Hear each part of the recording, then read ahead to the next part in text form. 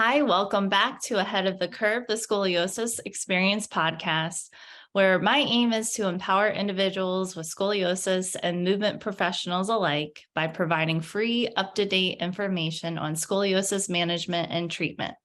My goal is to improve the quality of life for those with scoliosis and to equip movement professionals with the knowledge and skills needed to effectively support them. Today, we're going to be discussing confidence with scoliosis. It doesn't seem to matter if you're newly diagnosed as a teen or if you've had scoliosis for 30 plus years. Having confidence with scoliosis can be a real struggle. To help us kind of parse out some ways to improve our confidence with scoliosis, we're talking to one of the members from my Advanced Scoliosis Strength Collective, Carolina Diaz. Hi, Carolina. Thanks for being here. Thanks for having me. Thanks for being here. Can you just kind of start off by telling us a little bit about yourself? Where are you from? What do you do? Yeah, of course.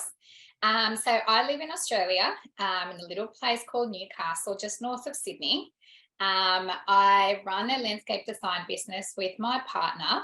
And I also have a little girl, so I have her a couple of days a week with me.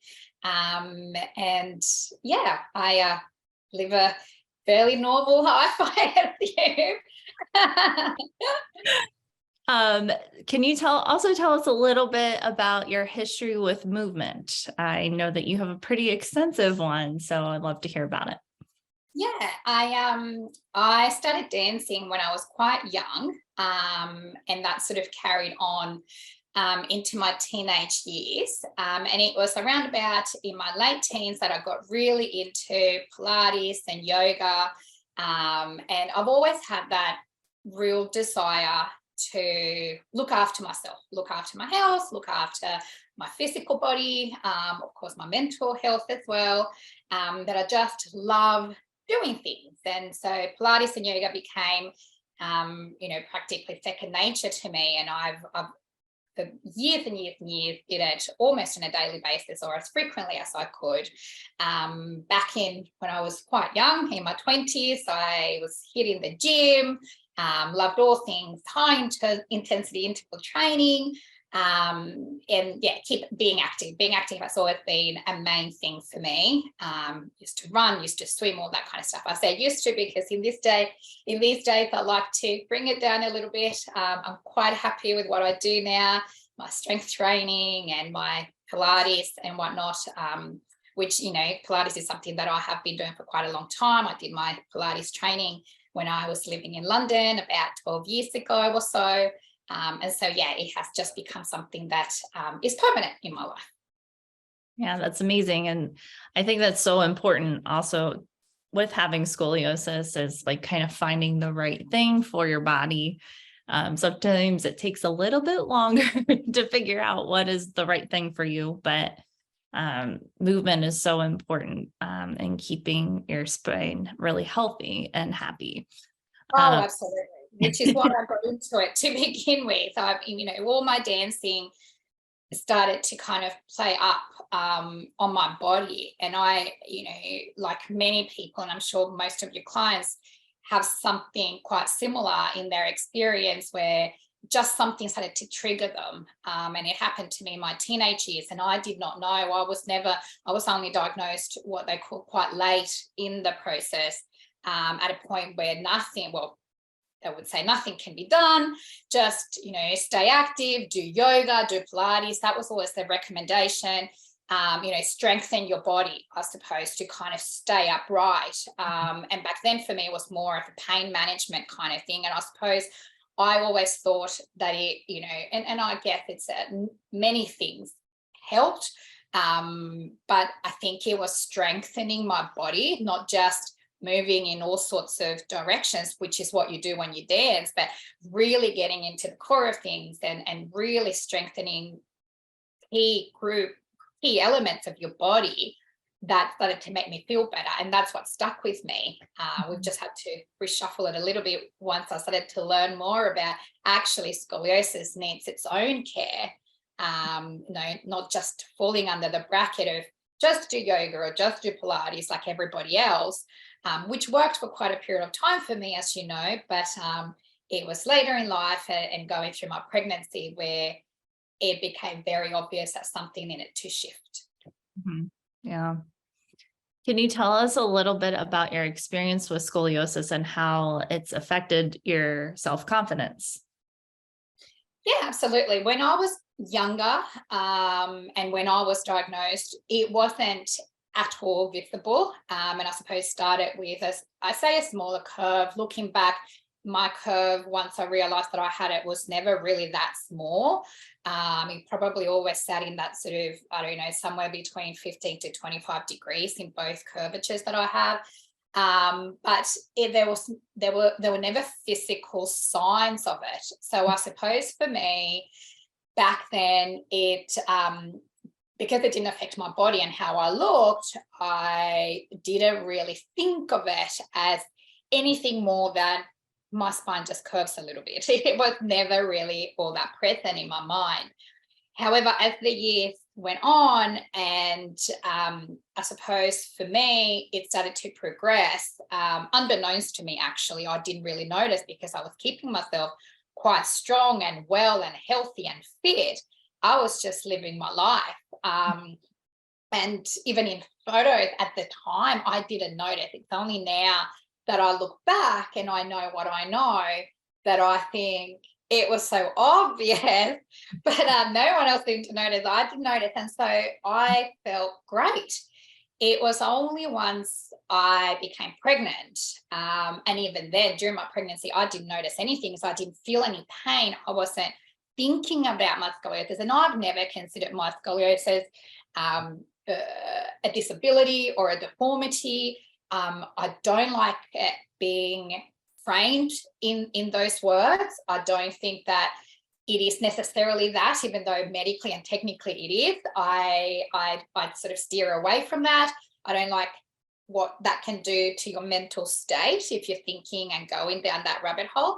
But it was after my pregnancy that it started to become obvious to me. I actually saw a couple of photos before I started taking the course with you, the initial one, where I looked like the Leaning Tower of Pisa to me. And that's when the penny kind of dropped.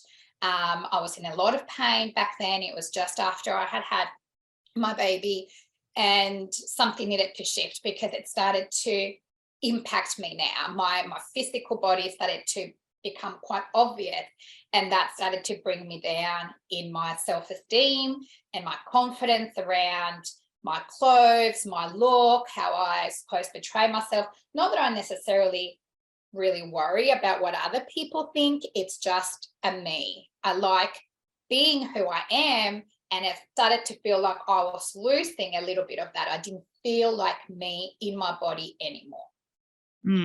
Yeah. Yeah. How did you learn to kind of cope with like some of the physical and emotional challenges of that?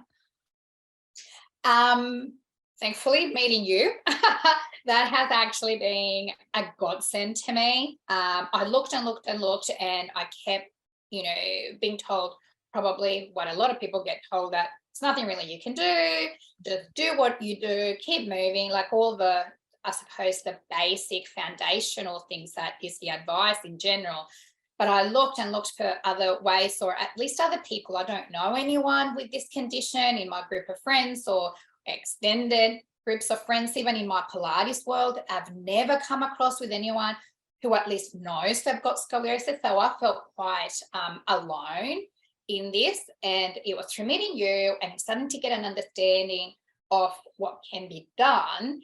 And I suppose through that, starting to understand that there's other people that are going through things, and I didn't feel so alone anymore.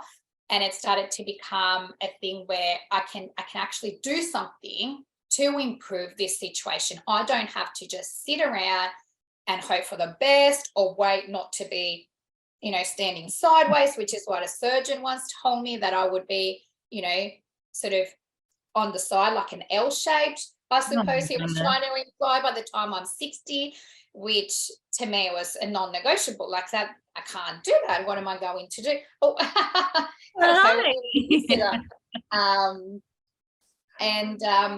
yeah. So I guess going through that and understanding this, there's ways to improve and feel better, not only my pain better, but my physical side, which then improves my self-esteem, my confidence, my way of being, has been amazing. Yeah. Um, I know, so good. Hey, I just need to do this. Okay. Hi, Frankie. Hello. Are you going to help mommy? Yeah, you can just stand here, but you have to be quiet, okay?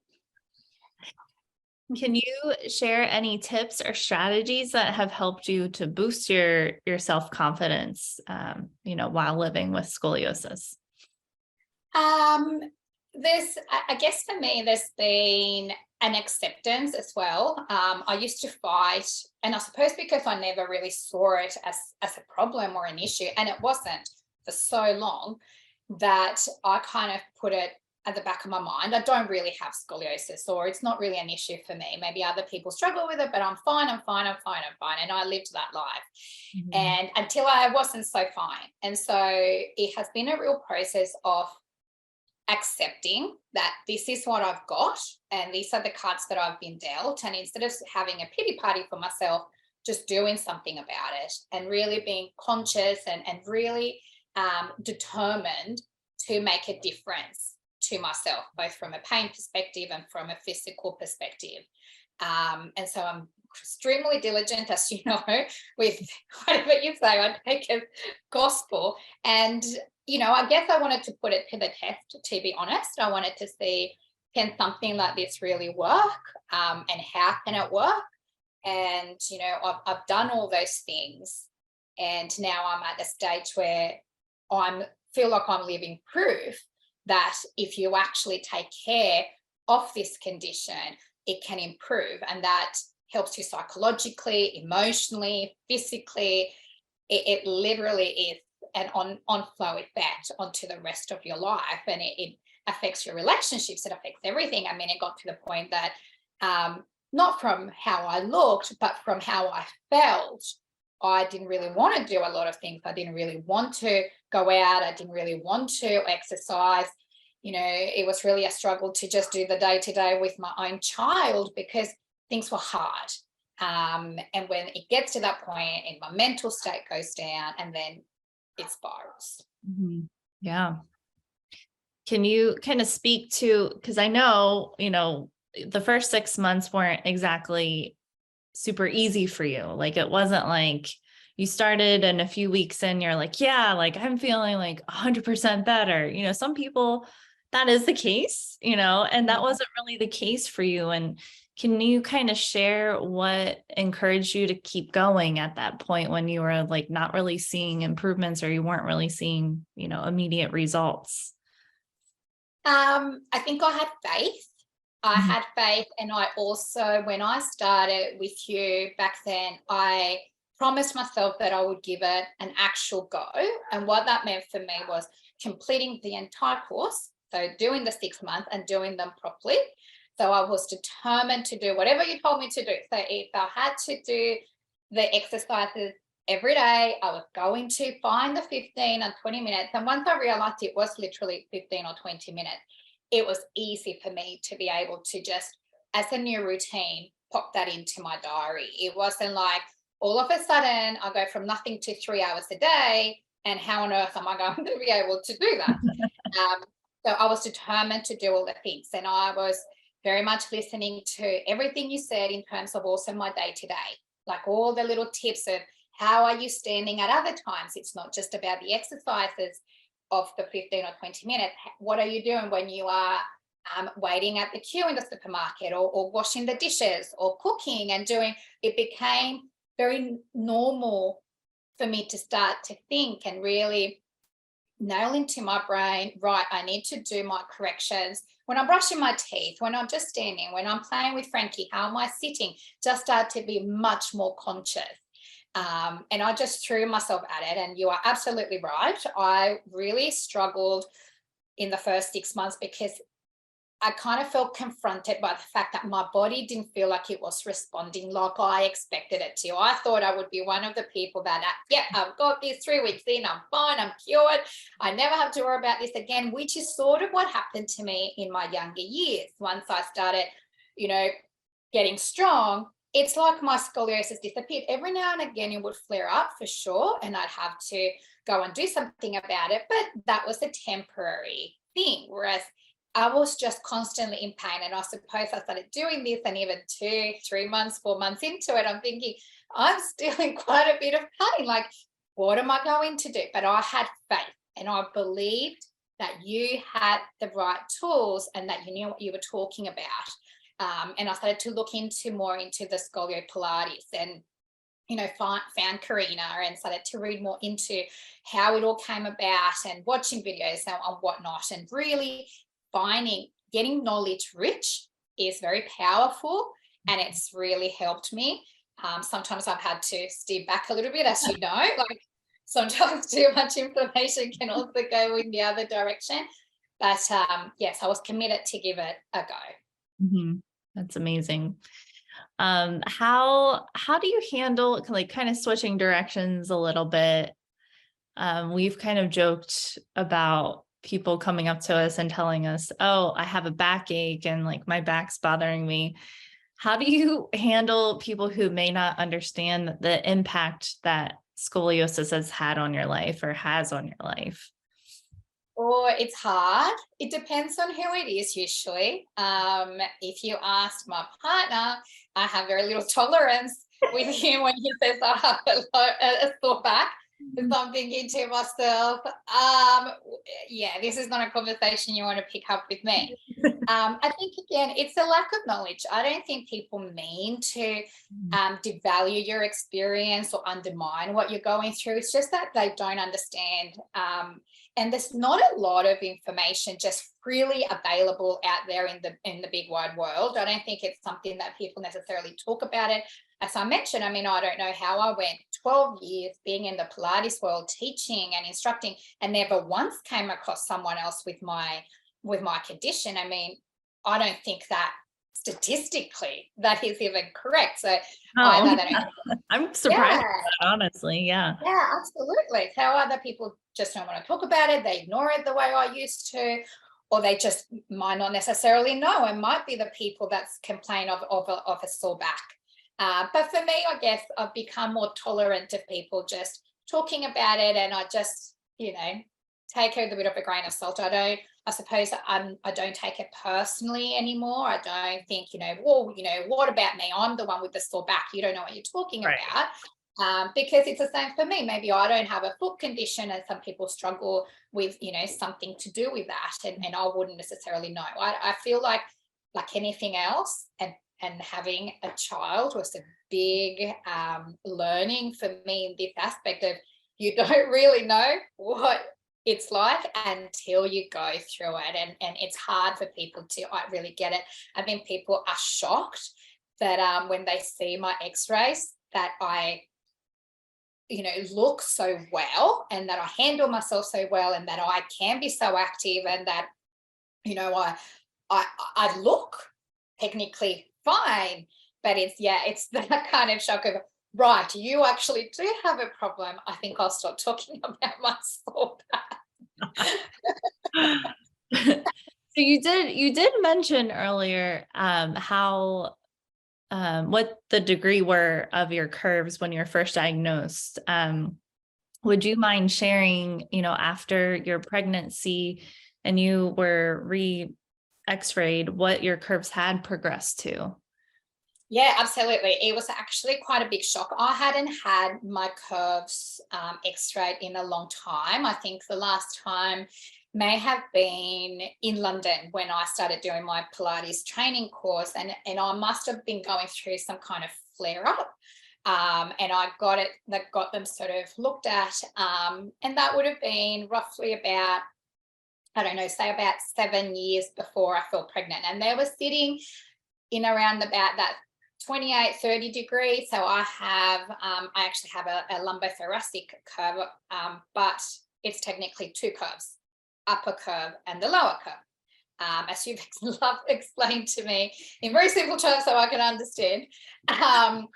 And once I had my baby and I was going through a really, really hard time with the pain that I just couldn't control, and we got them x-rayed again, they had progressed the top one up to about 58. Sorry, the lower one, my biggest one is my lower curve, about 58, and the top one had gone up to close to 40 as well. So, close to 60 and close to 40, which was quite a shock and really confronting. I remember at the time I felt quite helpless.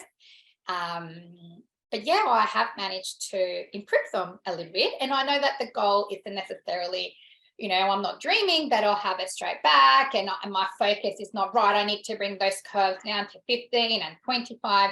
It's not about that. It's just about, sort of helping them be more aligned to release that pain and the pressure that they've had on the rest of my body. As you know, I suffer from my hips. So they give me a lot of hassle and whatnot. It's more about rotational, de-rotate the curve.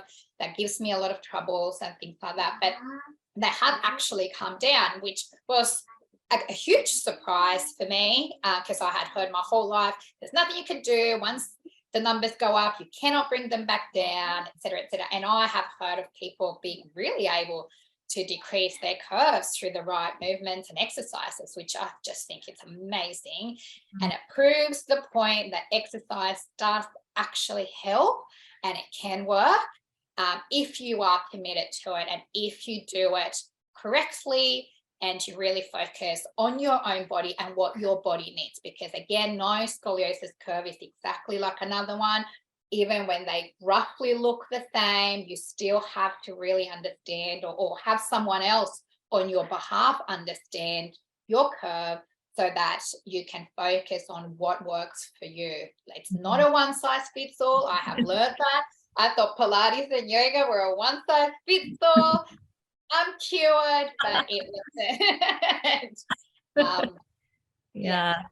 Yeah, because even in your group that you're in, you all have, very similar curves, but you're very different as well. So yeah, we all have different pain, and we all have different areas that really flare up and are uncomfortable, or different concerns, and and even different hip lights.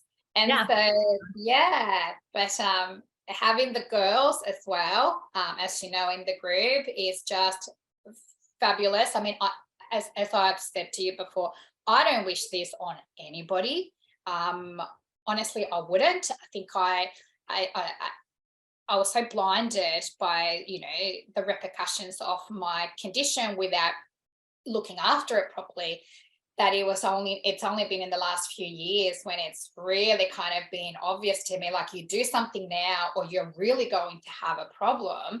Having the girls surround for that moral support of, I actually know what you're talking about, it really helps you feel seen, feel heard. And if you don't know anyone else with this condition, it can be really lonely. It can be a really lonely experience. You can feel, I don't know, I mean, I think some people could almost feel like there's something really wrong with them, or they are a freak, or whatever the words that they use to describe this. But having you, not only with the amazing knowledge that you have and the ability to teach us how to look after ourselves, you also have it. And that, to me, it's kind of like, well, you know what you're doing, you have it already, you've worked it out, and you can pass that on to me. Is amazing. And then have that group environment where we're all in it. It feels like we're all in it together. We're all looking after ourselves, of course, like every other aspect of life, but you have this sort of team that looks after each other. It's been incredible. I can't put a value on that. It has really helped me mentally, especially, get through the harder days, because it is not a walk in the park. I have better days than others, and I definitely have pretty bad days too. but it's, in the whole, that really helps. Mhm. Yeah. Yeah.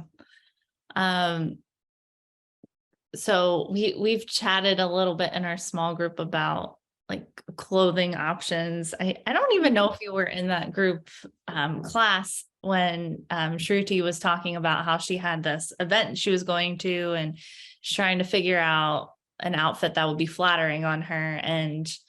Um, and Lisa had a couple of suggestions, but I'm curious for you, like what has how has scoliosis affected your choices of clothing?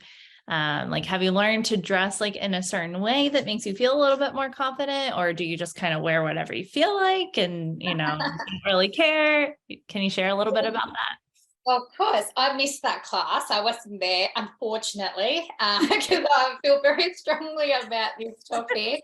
But quite frankly, I wear whatever I like. I have a huge varied taste in clothing. So I suppose at any point in time, I can just pick something out of the wardrobe that will, fit for the day.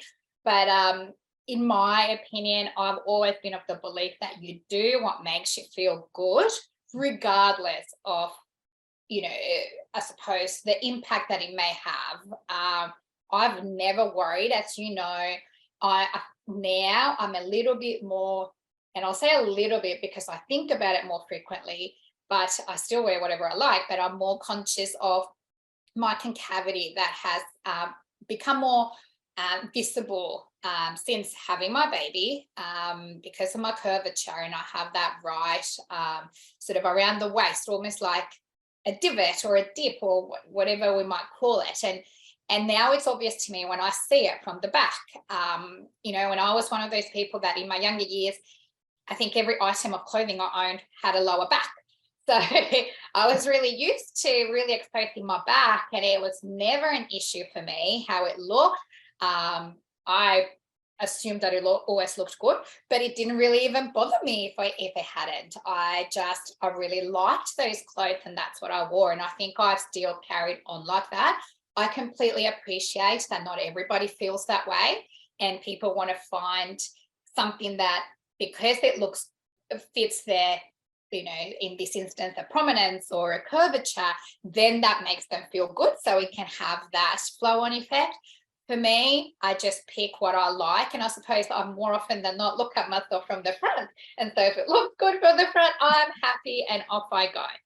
So I'm a firm believer that you do what makes you feel good. Of course, if dressing for your curve is what makes you feel good, by all means, find those clothings. But I wouldn't shy away from wearing something that I want to wear, even if that means that it's going to show my curve a little bit more. I honestly don't think that people notice as much as I notice. I can break down my body. I'm very aware of my body. And so I can break it down into a gazillion million little pieces. And I know everything that's going on. And I analyze the photo, and I'm like, oh, I see it there and here and there and there. And I look at other people looking at the photos, and they're like, great, you look fantastic. And they move on with their life. So Right. I don't think it really is for anyone else. And that's why I think it's important to do what feels good for you and what's going to make you feel good about yourself. Yeah. Yeah. I think everybody is thinking more about themselves than they are of you. And I just think that that's, not because they're like, a jerk and they're being selfish. I just think that, that everybody is more concerned with how they're appearing in the photo and not how you're appearing. Absolutely. Case in point, no one told me that I was sort of leaning sideways. I'm thinking, I can't see it. How did no one notice? Did you just think I was falling over? How am I falling over in every photo? But, I kind of also had to be like, right, obviously no one's looking at me. That's fine. I will keep an eye on myself. Oh. Well, this has been so fun. I do have one last question before we wrap up. Can you tell me what advice you would have to give to a person with scoliosis who's struggling with their self-confidence? So maybe that's a teen who was just diagnosed and now they're having to wear a brace to school, and they're beginning treatment and it just feels like really overwhelming, or if that's an adult as well. Can you share a little bit, about some advice that you may have? Of course. I think for me, I would say, and something that I suppose I've always lived my life like this, is just own it, own what you're going through, and stick to your plan. So, if, for example, like if I could talk to myself back when I was a teenager and just diagnosed, it would be along the lines of, right, so you've got this. Other people have other things. Just a minute, Bobby. I'll be right with you. That's wonderful. Just a minute. Other people have other things to worry about. This is your thing, and stick to the plan. So if the aim is to feel better, and as a teenager, it's really tough, because I remember being back then, and everything makes you self-conscious. And so it's a really tricky thing to be diagnosed at that point in time. And if I look back, I think about that girl back then, and I had no idea. And, I was just trying to fit in. You're so desperate to try to fit in. But, if you're a bit older, you're an adult, or you've been diagnosed post-baby, or whatever the situation might be, I think find the right course of action for you. Find the right exercises. Find the right therapist to help you. Find the right things that work. And it doesn't work for me to have a lot of relief work, but for some people it really does. Just find what is going to make you feel better about what you have been diagnosed with and what you are now going to have to deal with.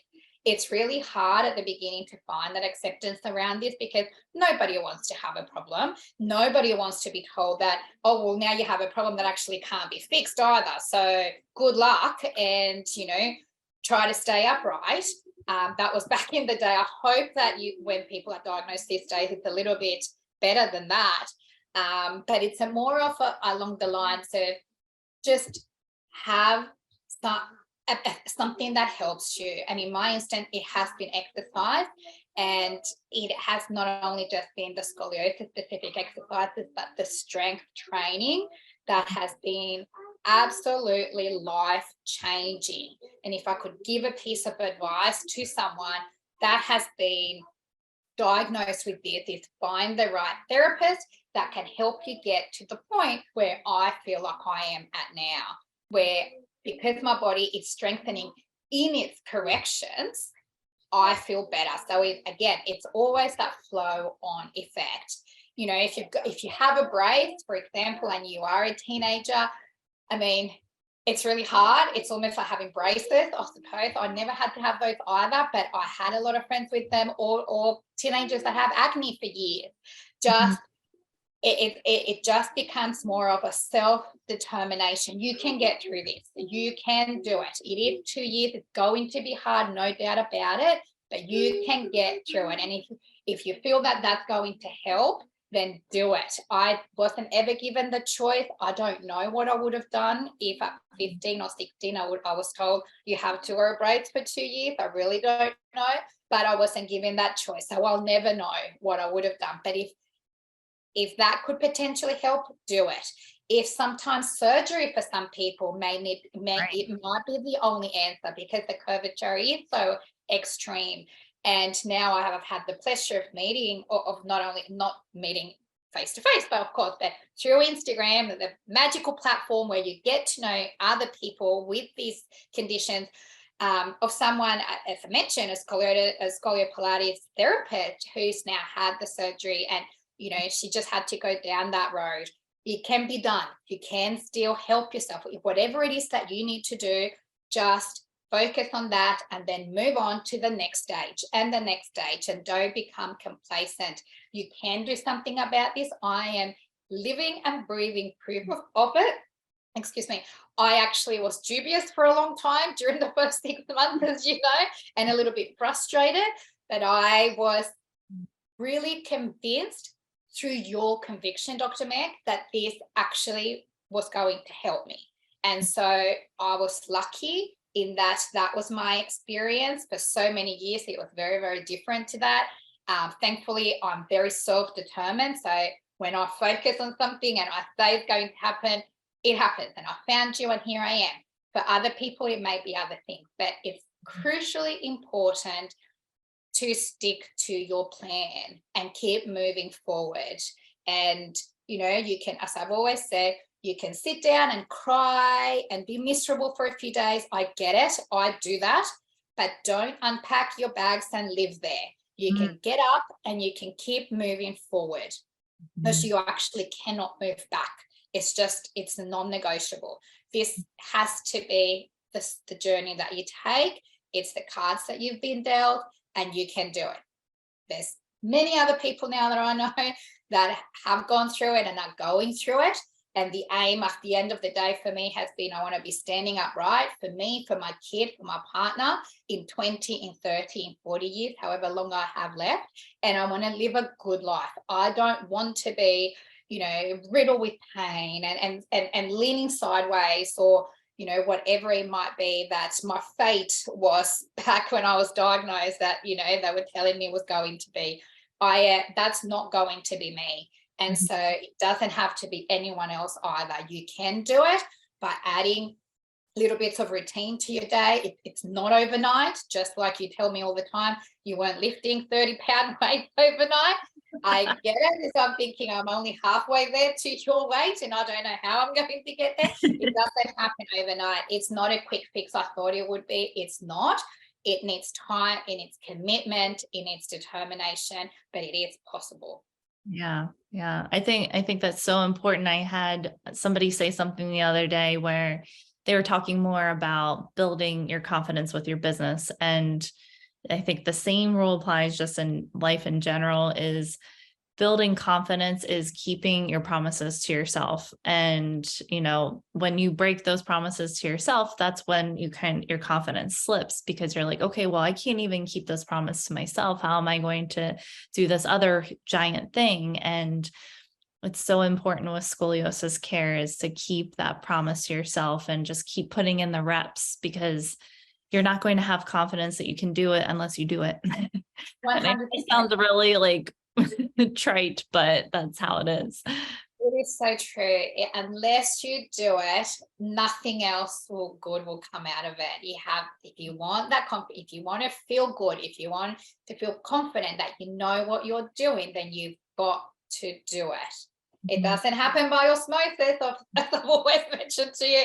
You can't just sit next to the computer and watch the videos and hope that it's coming through the screen.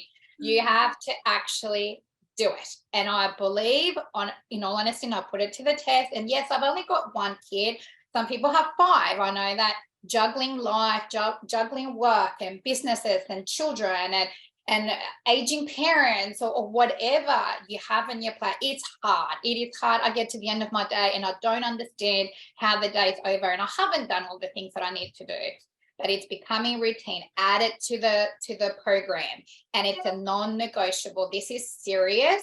It's something that doesn't have to be the end of your life, but is serious and important, and you have to deal with it so that it doesn't take over your life later in life. It's not, I'm not trying to scare anyone away, of course. It's just about just take it seriously, do the right things, and then you'll feel so good about yourself because you'll see that you've made a difference. I have put in the hard yards. It hasn't been easy. And believe me, I haven't always wanted to do the exercises, Dr. Meg. I have also wanted to lie on the couch and watch TV and be a couch potato for days on end during rainy days. So I do, of course. I'm just another human being. Beautiful baby. But I know that I will feel so much better with myself if I do watch that show and then I get up and I hang on my pull-up bar and I do my breathing exercises and I do my strength training or whatever it is that I need to do for that day. And after I do that, or even legs up on a chair with my wedges and my straps, I feel so much better, and which then just builds my confidence. I can do this. I've got this. I did something for myself and I feel good. And at the end of the day, that's the only way I want to go to bed, feeling like I handled it today. I'm good. I didn't save anyone's life. I'm not curing cancer, but I'm feeling better about myself. And it's in my feeling better about myself that then I can contribute to everybody else, the people directly around me and, out there into the big wide world in whatever way that I can, because I know that when I'm not feeling good about myself, everything else falls down, and so that's what I suppose what has gotten me to this point. Yeah. Carolina, I'm so proud of you. Thank you so much for having this conversation with me and, sharing your experience with your scoliosis, your journey, and how you've gotten to where you are today. Because, like we've said a million times in this episode, it doesn't happen overnight. So just thank you so, so much. Oh, no, thank you. Thank you for having me. And thank you for, honestly, Dr. Meg, everything you've done for me. And I know that for you, it feels like, I don't really do anything. I just give you the tools and then you do the work. But, I've asked you the million questions and you've re-explained things a million times so that it can really get into my head. And you have been there. You are there whenever I need something, a question or a comment, or, I text you or I email you or whatever it might be, or ask you the questions during our group times. You have been this permanent, solid rock in my life over this, 15 months, I believe, that we have been working together. And so I thank you for everything that you have passed on to me, because honestly, without that, I probably would be more sideways right now. Oh, I would be, not probably. We've seen the photos that we've taken during, our assessment times. And so, yeah, thank you for giving yourself that knowledge that then you can pass on to other people. It's been my pleasure. Thank you so much. All right. Well, that's it for this episode. Thanks for tuning in to another episode of Ahead of the Curve. I hope you found the information and insights shared today helpful in your journey with scoliosis. Join us next time for more discussion on living with scoliosis and ways to support those with this condition. Until then, take care and stay ahead of the curve.